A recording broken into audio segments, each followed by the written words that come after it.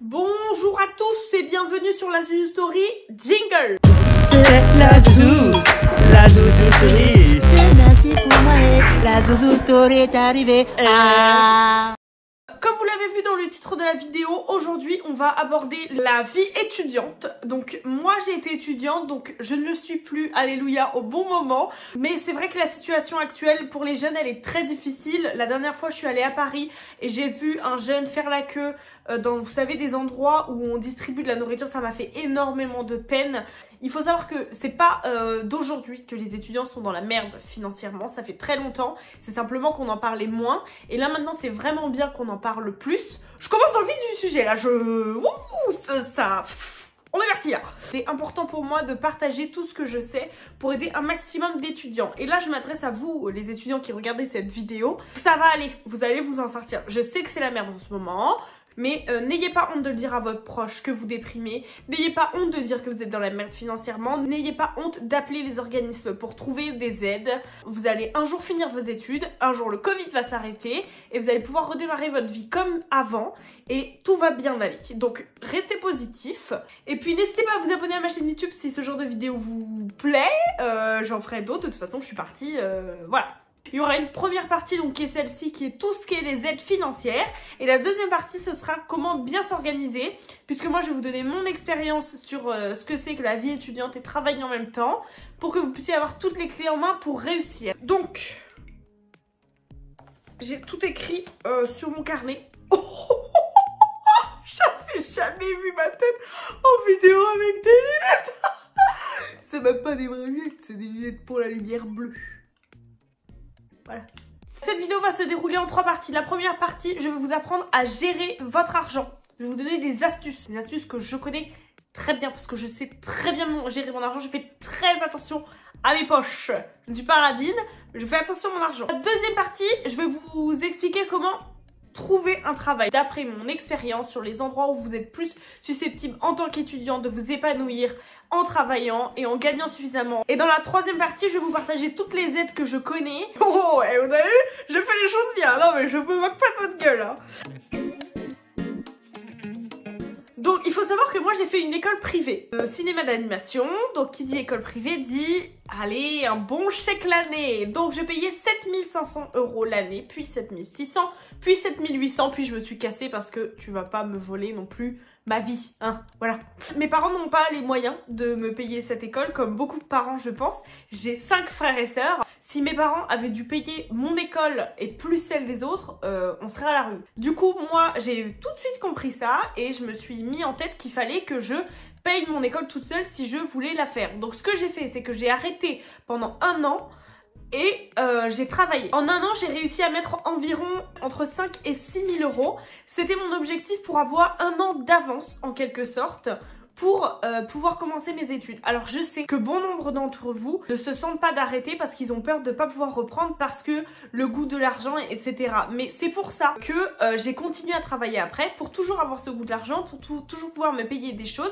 Et c'est pour ça que j'ai pris cette année d'avance. C'est une astuce que je peux vous donner, d'avoir 1 an d'avance. Alors maintenant, si vous êtes déjà dans votre 2e année d'études, évidemment c'est trop tard, mais c'est pas grave, il y a d'autres solutions. Toujours est-il que quand on est étudiant, on ne gagne pas des 1000 et des 100, on gagne entre 500 et 1000 € par mois, c'est très variant. Alors la première astuce financière que je vais vous donner, c'est une application. Cette application c'est iCompta. Alors au tout début c'est chiant, la plupart des gens à qui j'ai voulu apprendre iCompta ont eu la flemme parce que ça demande beaucoup de rigueur, mais ça vous sauve la vie. En fait cette application, je vais vous mettre un exemple, je pense que je vous mettrai pas mes revenus parce que ça ne vous regarde pas, n'est-ce pas? En fait vous rentrez vos salaires, vous rentrez toutes vos dépenses, que ce soit les échéanciers ou les dépenses quotidiennes. Donc les échéanciers, ils vont arriver tous les mois, ils vont s'afficher. Et vous allez rajouter à ça les dépenses quotidiennes. Et quand vous allez avoir votre salaire, vous allez rajouter votre salaire. Et en fait, ce qui fait que vous saurez toujours combien il vous reste à la fin de toutes les dépenses qui sont censées arriver, mais qui ne sont pas encore là.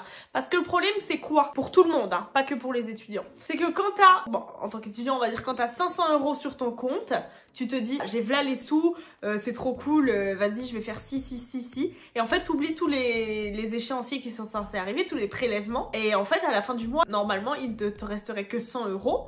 Mais là, tu vois 500 parce que tout n'est pas passé encore. Ben, cette application, elle sert à ça. C'est-à-dire qu'elle te sert à voir combien il te restera une fois que tout sera passé. Alors oui, à chaque fois que tu fais une dépense, tu dois le noter. Mais l'avantage, c'est que tu mets le nom. Aussi, tu peux mettre une catégorie.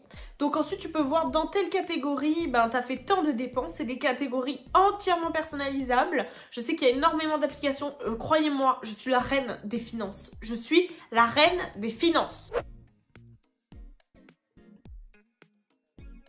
Personnaliser la couleur de la catégorie, le nom de la catégorie. Parfois, dans les autres applications, les catégories ont déjà leur propre nom. Si je veux appeler ça bouffe et pas nourriture, je vais appeler ça bouffe et pas nourriture. Mais sur certaines applis, tu ne peux pas. C'est un détail, mais c'est important. Donc voilà, donc je vous recommande vivement cette application. Essayez de vous mettre dessus, c'est hyper important parce qu'une fois que psychologiquement, vous savez qu'il ne vous reste que 100 ou 200 € sur votre compte à la fin de tous les prélèvements, bah vous ne dépensez que pour 100 ou 200 €. Et ce que vous dépensez, vous le rentrez. Donc vous savez ce qui vous reste à la fin du mois, ce qui vous permet de mettre de côté. C'est-à-dire que si vous voyez qu'il vous reste 250 € à la fin du mois, vous dites ok, je prends 100 €, je les mets de côté, ça c'est fait. Donc il me restera que 150 € et en vérité combien vous voyez sur votre compte bancaire? Je sais pas moi, 750 € parce que tout n'est pas parti encore comme argent. Vous voyez ce que je veux dire? Psychologiquement ça change la donne de savoir qu'il ne vous reste beaucoup moins que ce que vous voyez d'affiché. Donc voilà les astuces un petit peu pour gérer son argent. Mon premier job étudiant c'était dans une pizzeria et ensuite j'ai fait vendeuse chez Promode. Les postes de vendeur ce sont les mieux en tant qu'étudiant parce que vous avez souvent des contrats de entre 15 et 20 heures. C'est l'idéal, c'est ce qu'il vous faut en tant qu'étudiant. Parce que ça vous permet de travailler le week-end et en fait vous pouvez travailler le dimanche. Le dimanche vous êtes payé double et la semaine vous êtes à l'école. Alors il y en a beaucoup qui vont aller au McDo, au KFC etc. Mais c'est très très fatigant. La vente aussi, mais... Alors évidemment on se fait marcher dessus par les clients, on est fatigué, on a mal aux pieds, mais on gagne quand même. Ce qui est bien aussi c'est d'aller dans des sociétés où vous gagnez à la prime, par exemple à la Fnac. Si vous travaillez que le week-end mais que vous augmentez vos revenus grâce à des primes, ça peut être vraiment bien pour vous. Donc la Fnac, Darty, ce genre de magasin. Évidemment, vous avez aussi le babysitting qui rapporte. En moyenne, ça peut être 10 € de l'heure, mais ça vous permet de faire vos devoirs en même temps. N'ayez pas la flemme. Si vous avez la flemme, vous vous en sortirez pas. Ayez l'envie, le goût de l'argent. Alors, j'ai beaucoup de gens qui ont dit que c'était difficile de trouver un travail. En ce moment, oui, mais en tant qu'étudiant, il y a quand même de nombreuses opportunités. Par exemple, pendant les soldes, ça cherche beaucoup. Pendant les vacances scolaires, par exemple, c'est le meilleur moment pendant les vacances d'été de vous faire embaucher pour pouvoir ensuite rester en septembre et commencer l'école en même temps. Savoir faire deux choses en même temps, c'est aussi très valorisé dans le monde du travail. Et puis ça vous apprend à vous gérer vous-même, à gérer votre temps. Alors oui, c'est fatigant, mais quand même, c'est hyper bien. Il faut savoir qu'en école privée, on n'a pas le droit à la bourse. Sous prétexte qu'on soit en école privée, on a les moyens de la payer, donc on n'a pas le droit à des aides. C'est complètement stupide. Ça, c'est un truc qui me révolte. Parce que, par exemple, les études que je fais, je ne crois qu'il n'y a aucune école gratuite qui fait mes études. Donc, en fait, si je veux faire mes études, c'est quoi? C'est un métier de noble, en gros. C'est un métier où t'es obligé d'être riche pour faire ce métier. C'est complètement n'importe quoi. Quoi qu'il en soit, t'as pas le droit à la bourse. Donc, en revanche, t'as quand même le droit aux APL et à la prime d'activité. Alors... l'État français, il est bon, mais il est pas con, bien sûr. Donc, il ne distribue pas l'argent par les fenêtres. Il faut te battre pour l'avoir. Donc, il y a eu des nouvelles réformes sur la prime d'activité, sur les APL. Il faut se renseigner, il faut demander, il faut faire la simulation. Mais la simulation, ça ne fait pas tout. Il faut faire la demande. Donc, si vous vivez seul, vous avez le droit à l'APL et vous avez le droit à la prime d'activité selon combien vous gagnez. Tout est noté sur le site de la prime d'activité, mais n'hésitez pas à la demander parce que ça peut vous rapporter des sous. Après, c'est sûr que c'est très aléatoire.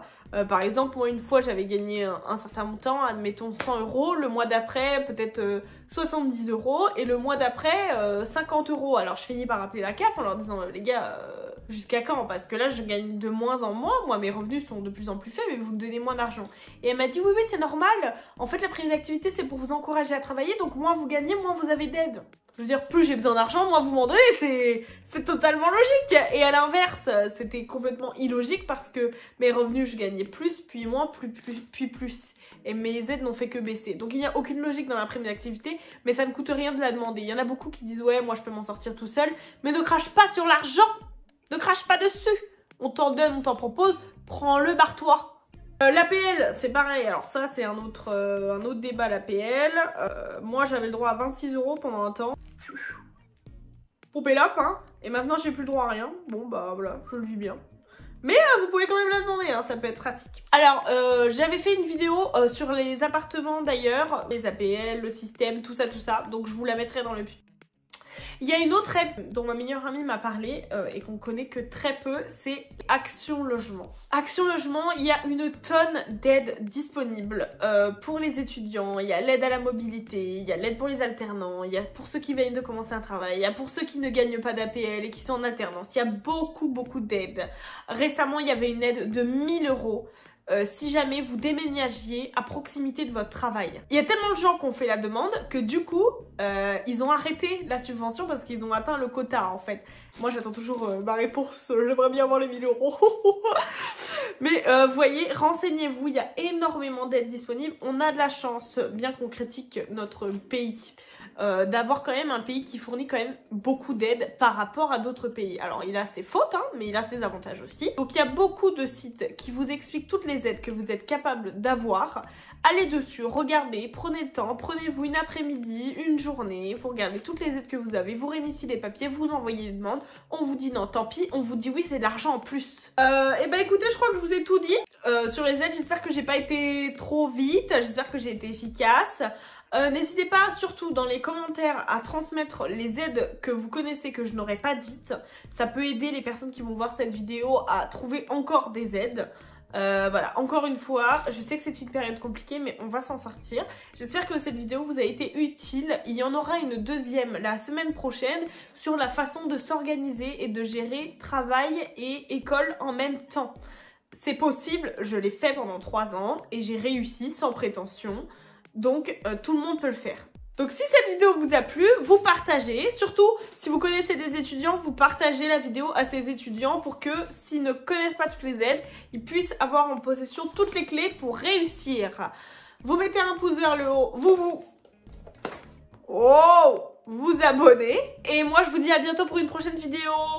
Salut! C'est la Zouzou Story. Merci pour moi, la Zouzou Story est arrivée. Ah.